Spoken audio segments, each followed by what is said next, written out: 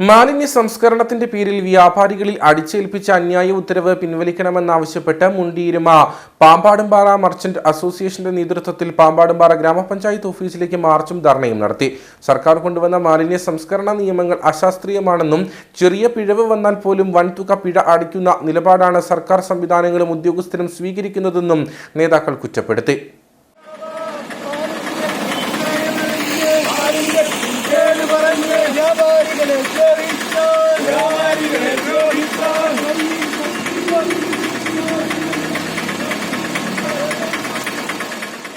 പ്രകടനത്തിന് ശേഷം പാമ്പാടുംപാറ ഗ്രാമപഞ്ചായത്ത് ഓഫീസിന് മുമ്പിൽ നടന്ന സമരം merchant association block president Sajeev R Nair ഉദ്ഘാടനം ചെയ്തു. ഞങ്ങളോട് തീർച്ചയായിട്ടും ലൈസൻസ് മറ്റുള്ള ഇതിന് ചെല്ലുമ്പോൾ മാലിന്യം എങ്ങനെയാണ് സംസ്കരിക്കപ്പെടുന്നത്, നിങ്ങൾ അതിനുള്ള പണികൾ എന്താണ് ചെയ്തിരിക്കുന്നത് എന്ന് വളരെ വ്യക്തമായി ചോദിച്ച് ലൈസൻസ് തരുന്നതിന് മുമ്പ് അതിനുള്ള കാര്യങ്ങൾ ചിട്ടപ്പെടുത്താറുണ്ട്.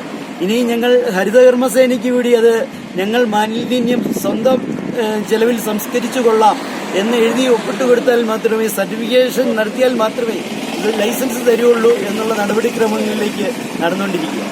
ഞങ്ങൾ ഇതിനെ ശക്തമായി എതിർക്കും. ഞങ്ങളുടെ പ്രതിഷേധം അറിയിക്കുവാൻ വേണ്ടിയാണ് ഇടുക്കി ജില്ലയിലെ 52 പഞ്ചായത്തുകളിലും ഞങ്ങൾ ഈ സമരം സംഘടിപ്പിക്കുന്നത്.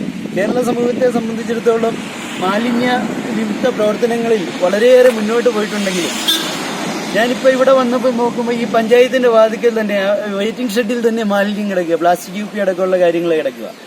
ഇതൊന്നും ശ്രദ്ധിക്കാതെ, ശരിക്കും പറഞ്ഞാൽ അത് വ്യാപാരികളാണോ ശ്രദ്ധിക്കേണ്ടത്? അല്ലല്ലോ. ശരിക്കും മാലിന്യം നിർമ്മാർജ്ജനം ചെയ്യാൻ പ്രാദേശിക ഭരണകൂടമായ പഞ്ചായത്തുകൾ അതിനു വേണ്ടുന്ന ഫണ്ട് തീർച്ചയായിട്ടും മാറ്റിവെക്കേണ്ടതാണ്. അതിനു പകരം വ്യാപാരികളെ ദ്രോഹിക്കുന്ന നടപടികളല്ല സ്വീകരിക്കേണ്ടതാണ് എനിക്ക് ഈ അവസരത്തിൽ പറയാനുള്ളത്. മുണ്ടിയിരുമ യൂണിറ്റ് പ്രസിഡന്റ് ബിജു കളരിക്കൽ അധ്യക്ഷനായിരുന്നു. പാമ്പാടുംപാറ യൂണിറ്റ് പ്രസിഡന്റ് ചന്ദ്രൻ പനക്കൽ മുഖ്യപ്രഭാഷണം നടത്തി. NP സുമേഷ്, ജിൻസ് കണ്ണാക്കുഴി, ബിജോ മങ്ങാട്ട തുടങ്ങിയവർ സംസാരിച്ചു.